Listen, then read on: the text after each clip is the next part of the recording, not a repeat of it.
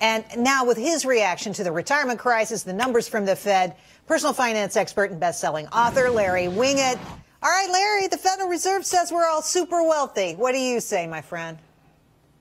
Well, that'd probably be a good talking point for the Obama administration. They can take credit for people being rich. Listen, this is going to be a laughable number to most Americans. 50% of Americans don't have any money in the stock market, so this doesn't matter to them.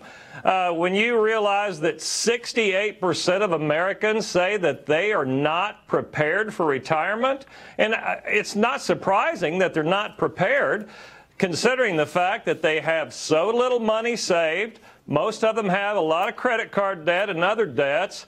And I think I read the other day that 60% of older Americans are still supporting their adult children financially in some way.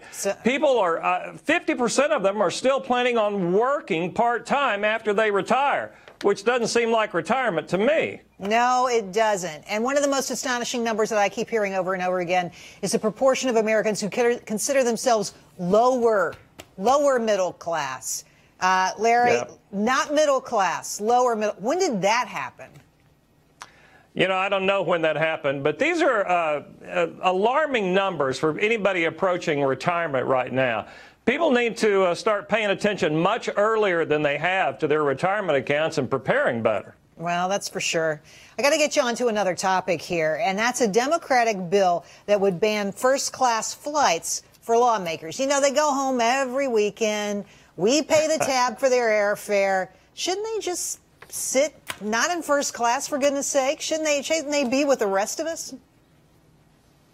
Well, they should be. I think this is a banner day. This is the first thing I've seen that has true bipartisan support.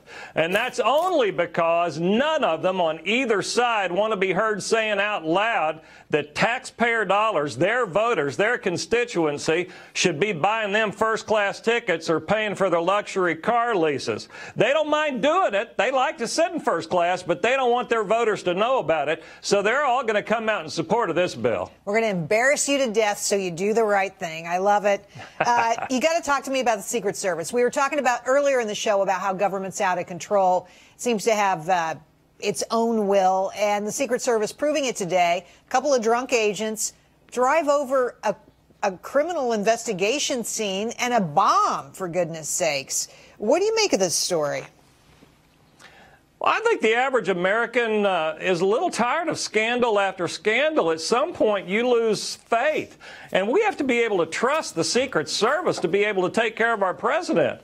And I don't trust them anymore to be able to do that when it's scandal after scandal and all the ridiculous things we see. On top of that, I believe the average guy sitting back saying, I couldn't get drunk and drive through a police tape and drive through the gates of where I go to work and get by with it. I'd lose my job.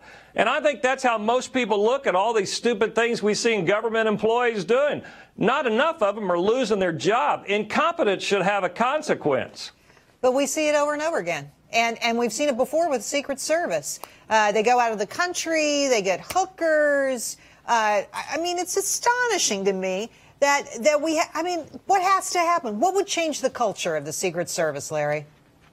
It's got to be overhauled from the bottom up and the top down, and the new guy said that he would do that, yet this still happened. Again, consequences. If there aren't strong enough, that's the way it is everything in every area of life.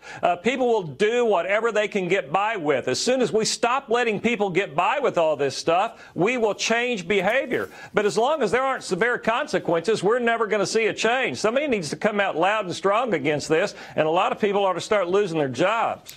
We aren't a consequences nation. We're oh, that's okay. We'll get to it later. You do what you want to do. That'll be fine kind of nation.